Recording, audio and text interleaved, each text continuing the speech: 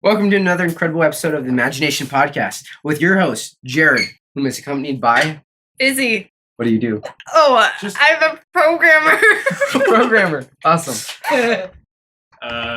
Zizal. I am a game developer intern at Imagination Van. Giacomo, I am also a game development intern. Brittany, graphic design and team relations. Jonathan Ray, creative director. Sam, 2D animation intern. Gotham, game developer, programmer. All right, guys. Thanks for that warm welcome round of applause. We also have Reynolds here. He is monitoring the audio. Forgive him, but he's our amazing guy.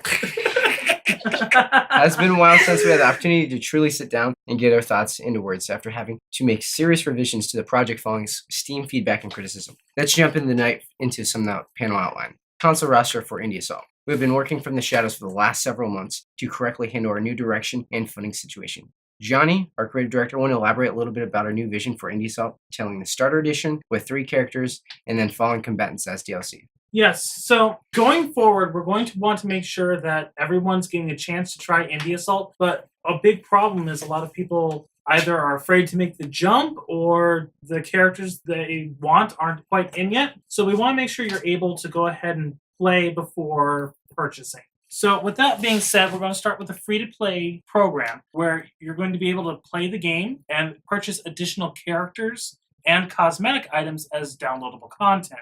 We're also revamping a lot of the aesthetic of Indie Assault to be better suited to a console game in this day and age. Would you like to elaborate on the character specifics, or as far as the bench ones and the locker room? So at this time, certain characters are going to be moved around. Titus and Ren are both going to be moved to non-playable characters. Based on community feedback. Yes, based on community feedback, as they are essentially original characters, and some of the community has not enjoyed their presence, but we're going to go ahead and make use of them in another way.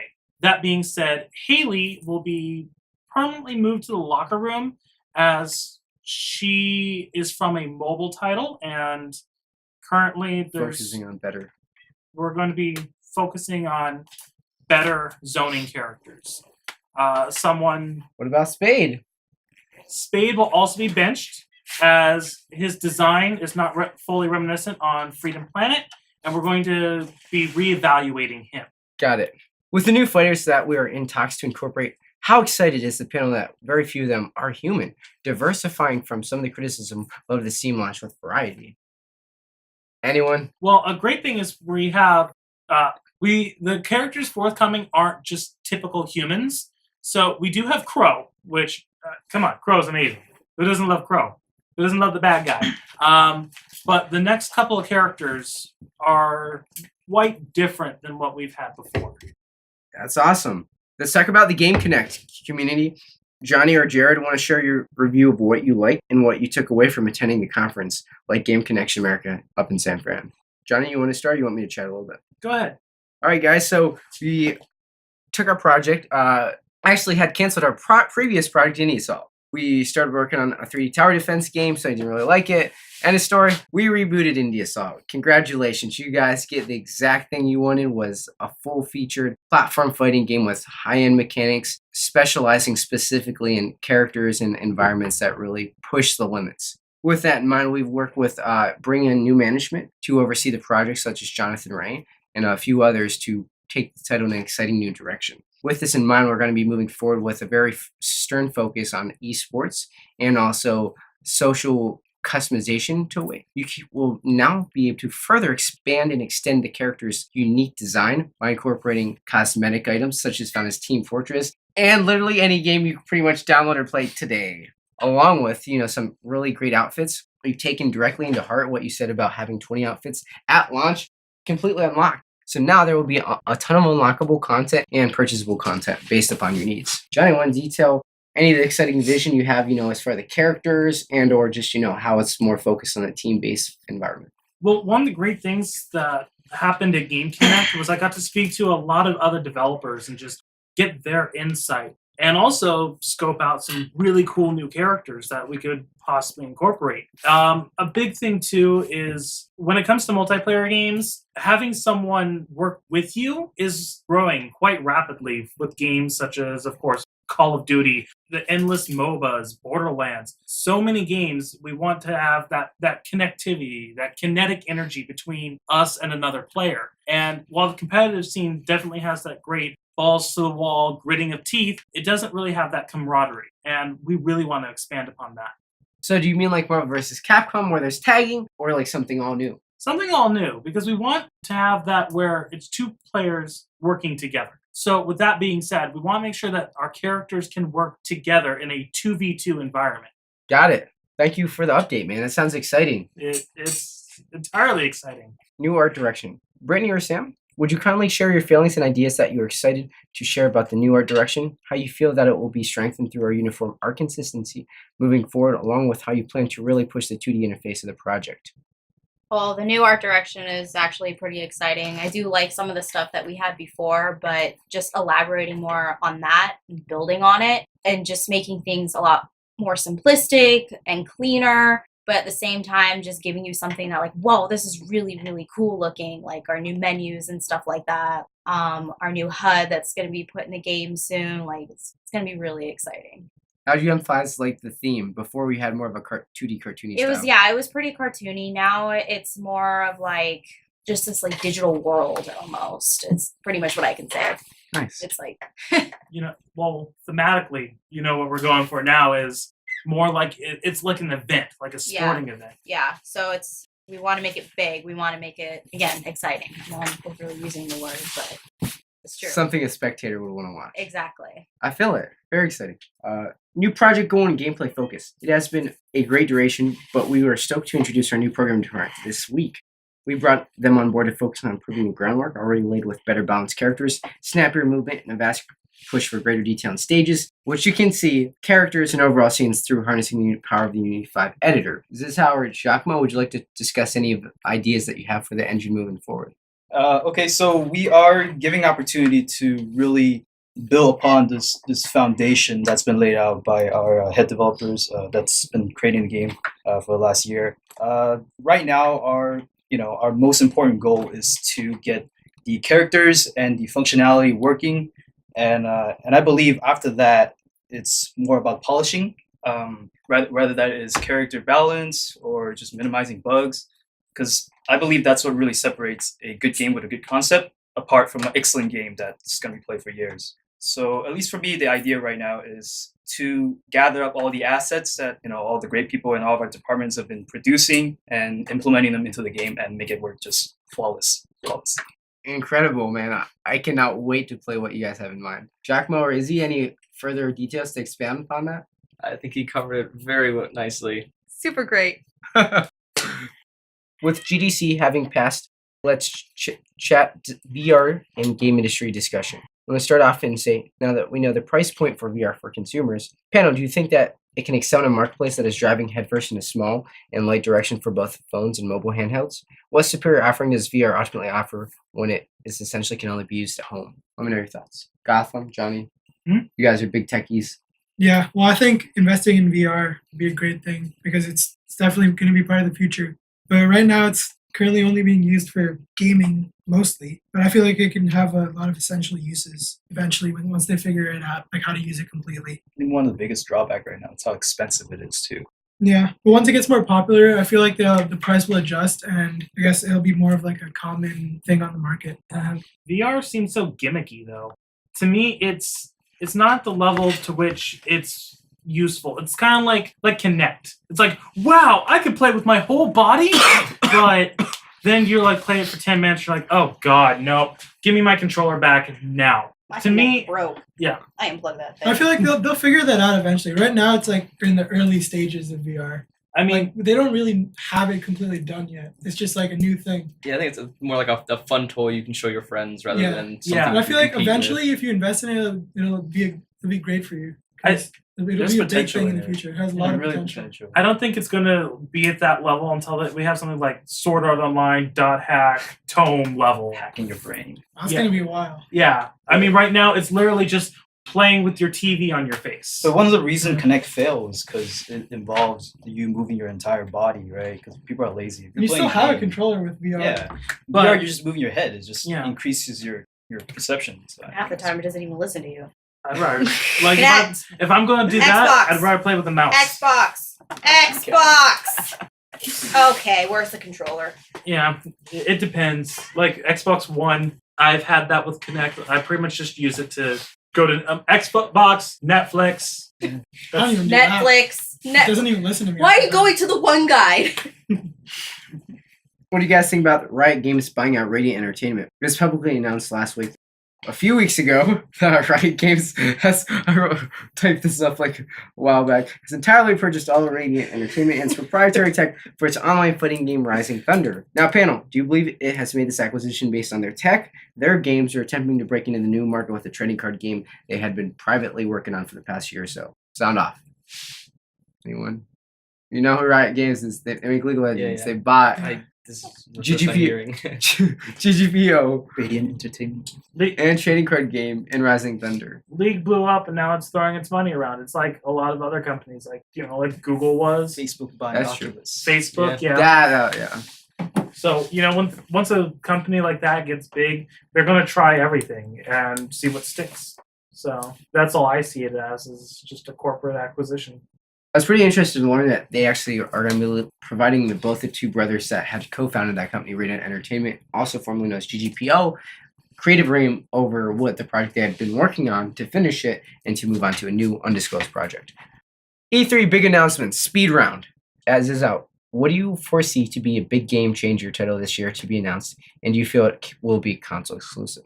I'm really looking forward to The Last Guardian, actually, because that's been in development for But I don't think that's going to be a game changer. How do you manifest that being your thing? How is that game changer? Yeah. Have you guys played Shadow of the Colossus? I've played Ico and Shadow of the Colossus. Yeah, I love that game.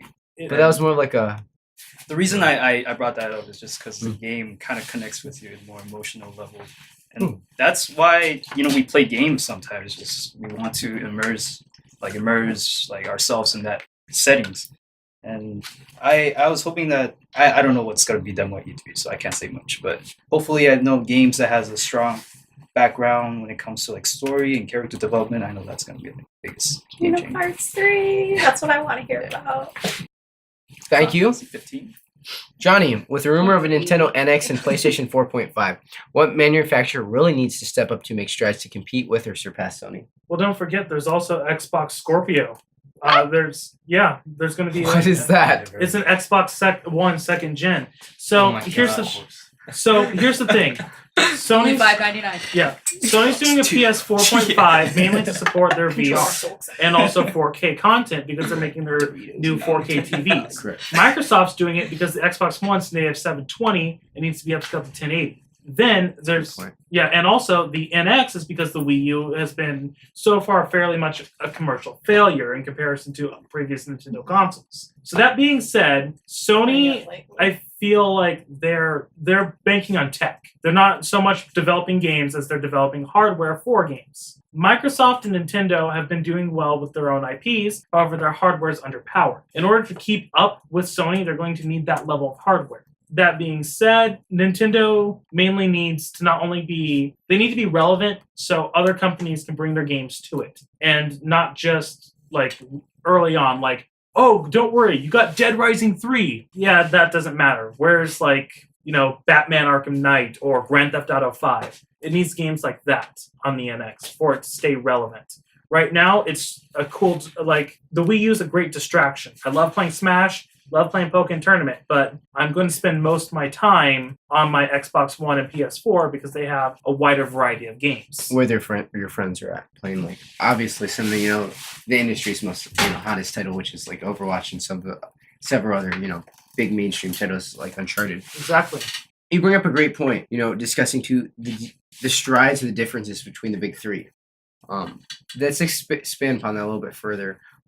With that in mind, how do you see them moving forward? I've noticed a change in the industry. It looks like PlayStation is kind of really opening up as far as what they're willing to have on their platform, whether it be apps, fitness apps, music, movies. They're really accepting that. Where I feel like Microsoft is really focused on some of their core franchises, but at the same time they specialize in hardware. Nintendo's really killing it with their first party, but I just know if they could take it to a bigger platform, that it could excel. Well, how do you feel about that? With Nintendo, What they're doing right now is they've realized that they need to expand their brand. So their games have been coming to mobile and using that to support their consoles. So I think that's what they're going to do. They're going to get them out marketed. They're going to do cartoons. They're going to do movies. They're going to do more mobile games, announcing Animal Crossing and Fire Emblem, two of their biggest franchises. Sony, I feel like they're going to keep writing the third parties with exclusives. They've done a lot of that, like Batman exclusive maps, things of that nature. They had From Software make them Bloodborne. I think that's realistically where they're going to be, as the only real games they have coming out is New Horizons Zero Dawn. That's their only game other than The Last Guardian, which has been in development forever. Microsoft, they're trying everything.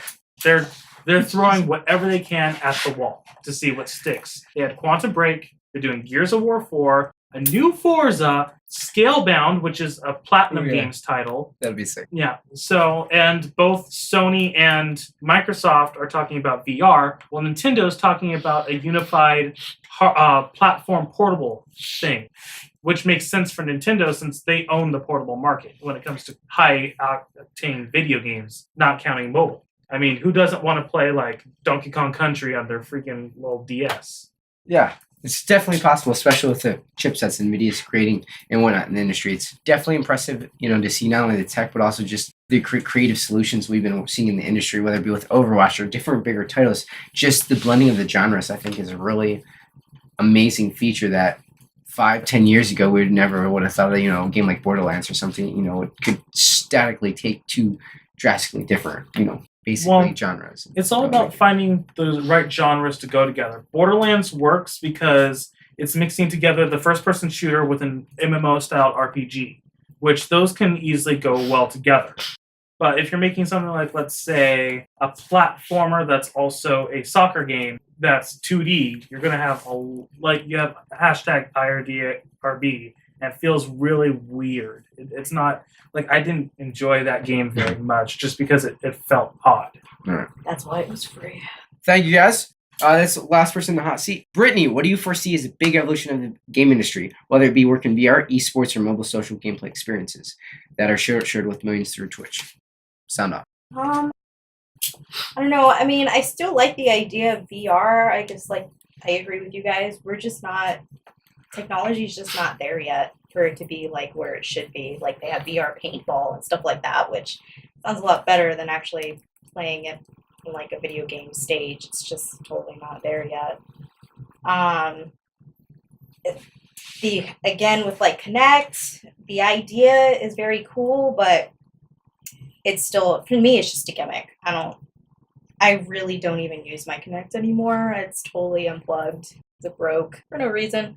But I would like to see, maybe in 15 years or so, I think would be a good, technology advancing by then and just seeing it more adapt to that. Because now it's video games, it's the graphic and stuff is just getting better and better, more realistic, more this and that. And I think that's the direction that everything's being taken in. It's just better graphics. Yeah.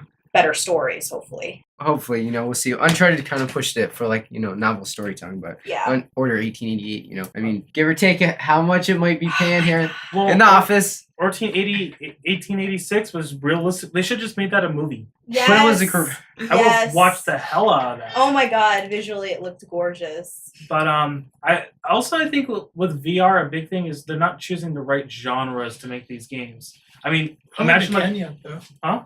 I think they're really limited on what they can do with VR right now. Yeah. I want a Fatal Frame game for VR. I think that would be amazing. To close up with VR, I think making VR headsets smaller to almost glasses size, I think more people would adopt the tech. Like Google Glasses. Well, Yes. it still needs to envelop their entire face. They Yeah. Then be shouldn't like be able to Cyclops. see around it. Exactly. Yeah, I agree. Yep. The Cyclops stuff. Then it becomes more expensive. Correct. Oh, don't worry. They'll find a way to milk you. Yep. Just look at Sony's. Battery's not included. $400. That's more than a PS4. Any other lovingly warm thought out ideas you guys want to share with the community, whether or not about any assault or just the game industry in general for E3 next week? Hot crowd. Okay. It's not really about E3, but is anyone looking forward to No Man's Sky? I don't Yes. know. Yes or no? It looks interesting. It I'm I looks. definitely want to get it. Yeah. I'm like my interest is peaked on it. I mean, 19 quintillion planets. Yeah, I feel Yeah. like it just get repetitive after 4 planets, though. I mean, how expansive could it even be? I mean, yeah, and the thing is, it's multiplayer, but it's not. Because it's technically online, but there's no chance of meeting someone. yeah, it's kind of like it feels very existential. Ridiculous. It's Yeah. like one of those type That of was the games. point. I was like reading about it. Is Yeah. They wanted to like make you feel the isolation of the universe. Yeah, it's like someone's out there, but it's not. Or you're never I going to meet them. Yeah, I mean, that is very interesting. Because there's a ton of great games like that that really just challenge what you feel, what you think, and plays Yeah. with conventions. That's why I'm liking a lot of the indie scene. That's why I'm very happy to be a part of it. You know, great games like Undertale, Five Nights at Freddy's. Just the ones that we've got. Nefarious, you're playing as the bad guy, kidnapping the princess. That's great. I can't wait to talk about some of the other ones that we've got that haven't been announced yet. Oh yeah. Oh yeah, For real. Woo, look out, world. Meow. we got them up on our wall, and it's so wonderful. That concludes tonight's insights. Thanks so very much for tuning in. Be sure to subscribe right here to our channel. If you're pleased with this ambitious group, then like our page, Imagination Vent INC on Facebook. Follow us on Twitter at Imagination Vent, and follow on LinkedIn at Imagination Vent LLC. Until next time, take care and Hadouken! Good night, guys. Dun-dun-dun, dun-dun-dun. Meow.